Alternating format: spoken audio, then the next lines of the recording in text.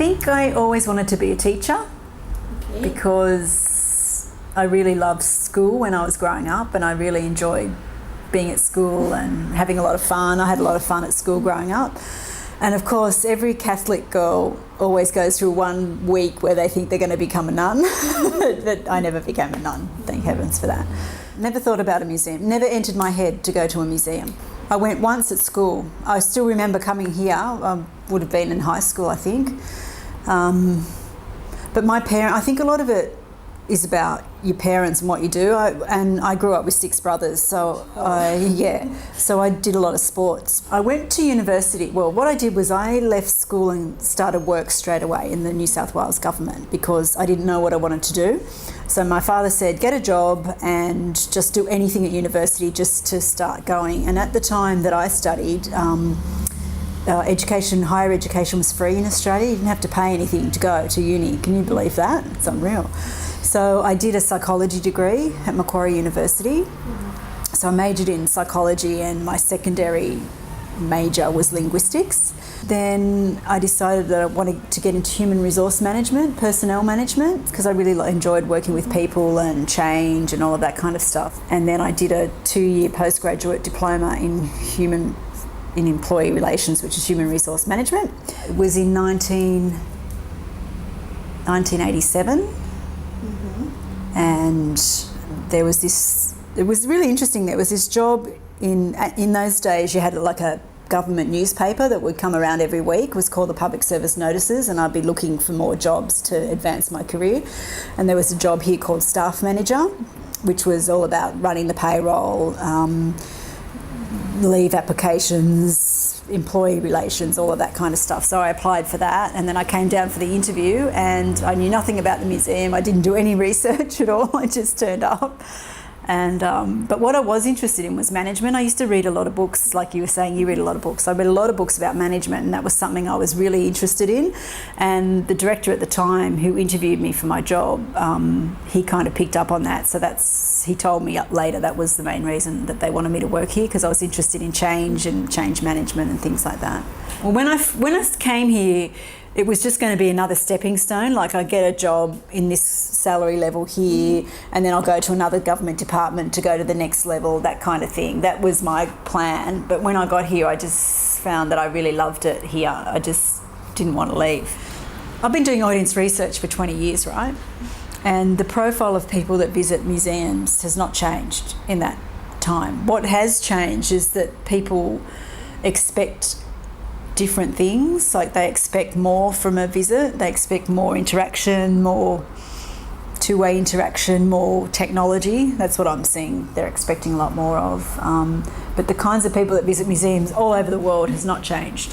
The day I started at the museum, it was the 17th of August, I think, 1987. It was around about that date. And I walked into the office. It was this really dingy little tiny office, and there was a computer in the corner. I was like, oh, what? And they said, oh yeah, we're starting to put our records on computers. It was like this with a big back. It was like one of those televisions with a big back, but it was not much bigger than that. And it had the green writing on the black screen. Do you remember? Have you seen that? It used a program called DOS, D-O-S, and it kind of had a flashing thing, and you had to type in, and they're really hard to use because you had to know quite a bit of code. Yeah, it was. Did you go? I think they've got some of those at the Powerhouse Museum. Next big change for me was, I think it was around about 1995 perhaps, or earlier, and one of our scientists, Penny, who's retiring next week after 41 years, she said to me, oh, there's this really cool thing that we're all part of. It's called the internet, and if you just log in and do this thing, you'll be able to connect with all these people. I was like, really? That sounds amazing. So we started using Excel, that spreadsheet, and we still use Excel after all this time. The other big change that I've seen probably in the last 3 years so much is online free survey software like SurveyMonkey. Certainly in terms of visitor studies, the internet, because I started blogging quite early. I started my blog in 1998. It was called the Audience Research Blog, and it wasn't under the museum system, it was just a separate blog I set up. And the reason I set that up was because I wanted to share all of our findings. So what the internet did was allowed you to share things. So it's more, it enables people to share, people to work faster, but it also actually increases your workload, because I think computers haven't helped us manage our workloads, or they haven't helped us save paper. They've probably made it worse. When I did my thesis, so that was the next piece of study that I did. I started my thesis in 1999. I started as a master's and then I transferred to PhD, and I finished that in 2007. The museum has always had, we've had a website since 1995, and it was managed by a certain area in the museum. Then that woman left, and then another person took her place, and then I was just in audience research at the time, and then the woman who was manager of the web went and had a baby, and they didn't know what to do with the job. So I said, look, I'll do it for a while, I'm interested in it. And that's where I got my interest and passion in online, was just from doing the website. And then I always maintained an interest in it. And I got very interested in social media as well, because I could see that as a real tool for audience engagement and audience research.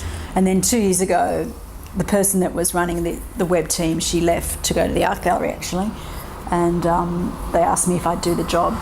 We had a mobile strategy. I did a mobile strategy in 2010. So I set up a YouTube channel, a Facebook page, a Twitter page. The museum did have a Flickr account, but nobody ever monitored it, so it got taken over by a whole bunch of other people.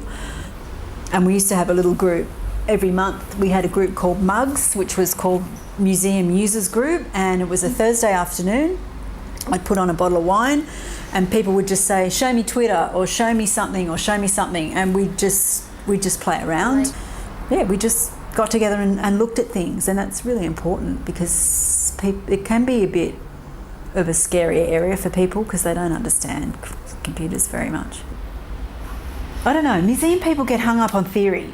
It's like, just go away and do something.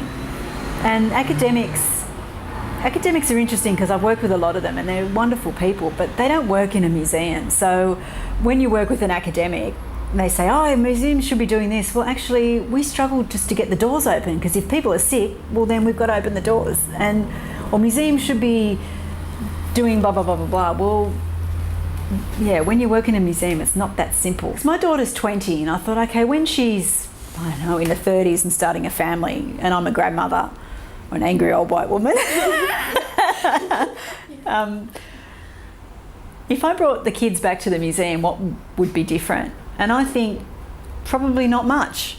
You'd still have exhibitions and things. You'd probably have a lot more, well, you may have a lot less text on the walls and a lot more being able to put stuff on here. And I think the revolution is taking place there. And I think it's what I was talking about in my paper. It's like you've got to start thinking mobile first when you're designing experiences, because people are coming for an experience, whether it's an exhibition or an event or a program or whatever, and you've got to think about, okay, well, how can we extend that experience by using a mobile device? So how are we going to engage people before they even come here, and what are we going to do with them afterwards? Because now they've visited the museum, we want to keep them kind of in our family. So I think that's where the digital stuff will actually really make a difference, not so much in what they come here to experience, but how we keep them kind of engaged with the museum. And the other thing I've been thinking a lot about, actually, that brings those two together is this thing called the Internet of Things, which is smart objects and NFC and RFID, which is what we're experimenting with here. And it's like just embedding it. So when an object comes into their collection, instead of writing something out, or you just embed a chip in it, and then you can use it in ways that we don't even know is possible in 5 years' time. I think also a young museum professional needs to think beyond being a curator, or there's opportunities for people in marketing and in digital production, in imagery. I think digital production and video content is going to be massive. There's not enough people that have really good skills, and like Jasper was saying, it's about people that can tell a good story. I think they need to be very well connected. So I think they need to be very good networkers, good on social media. And I think they need to be not hung up, do you know what that means? Not too focused on theory, and they need to actually do things. Someone that's not going to read all the books on museology and come in and want to do that, because that's not what you can do. So people that can actually take a lot of information and turn it into something that's interesting for visitors. And I think they need to be really good writers, but be able to write for a blog, not an academic piece, because that's what people are reading these days. So that's kind of my 2 cents worth, I think.